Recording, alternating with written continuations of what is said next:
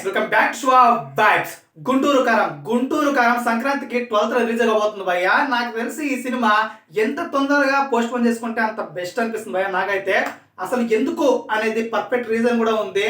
ఇది విన్నాక మీకే అర్థమవుతుంది. ఫస్ట్ ఆఫ్ ఆల్ ఎందుకు పోస్ట్ పోన్ చేసుకుంటే బెస్ట్ అని అనుకుంటే మాత్రం ఇది సంక్రాంతికి రిలీజ్ కాబోతుంది కాబట్టి. ఎస్, సంక్రాంతికి రిలీజ్ కాబోతుంది. ఇది ఒక్కటే కాదు, దాదాపు 5 సినిమాలు రిలీజ్ కాబోతున్నాయి. ఇప్పుడు గుంటూరు కారం తర్వాత సైంధవ్ తర్వాత ఈగల్ తర్వాత మన అసామిరంగా అండ్ వీటికంటే ముఖ్యంగా గుంటూరు కారంతో పాటు హనుమాన్ రిలీజ్ కాబోతుంది.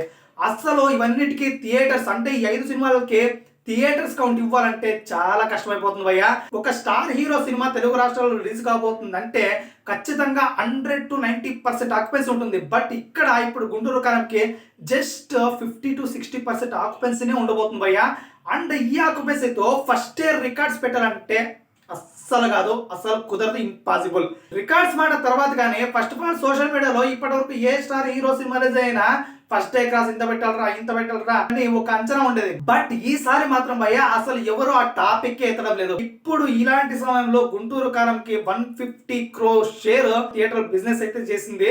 సో 150 కోట్లు వసూలు చేయాలంటే ఖచ్చితంగా కొంచెం కష్టమే అని చెప్పాలి భయ్య. ఖచ్చితంగా 150 కోట్ల షేర్ కొట్టాలంటే ఖచ్చితంగా హనుమాన్ మాత్రం పాజిటివ్ టాక్ రాకూడదు. ఎస్, ఎందుకంటే సైంధవ్ కన్నా నా సమీరంగా కన్నా అండ్ ఈగల్ కన్నా హైప్ ఉన్న సినిమా ఏదైనా ఉందంటే గుంటూరు కారం తర్వాత అది ఖచ్చితంగా హనుమాన్కే. ఎస్ భయ్య, అది ఎందుకంటే గుంటూరు కారం వల్లే వచ్చింది, మహేష్ బాబు వల్లే వచ్చింది. సింపతి వల్ల హనుమాన్కి ఇప్పుడు ఇలాంటి క్రేజ్ వచ్చింది అనమాట. అందుకే మహేష్ బాబు ఈ టైంలో పోస్ట్ పోన్ చేసుకుని సింగిల్ గా కొన్ని రోజుల తర్వాత వస్తే చాలా బెస్ట్ అనిపిస్తుంది. 90% నుంచి 100% ఆక్యుపెన్సీ దొరుకుతుంది థియేటర్లో.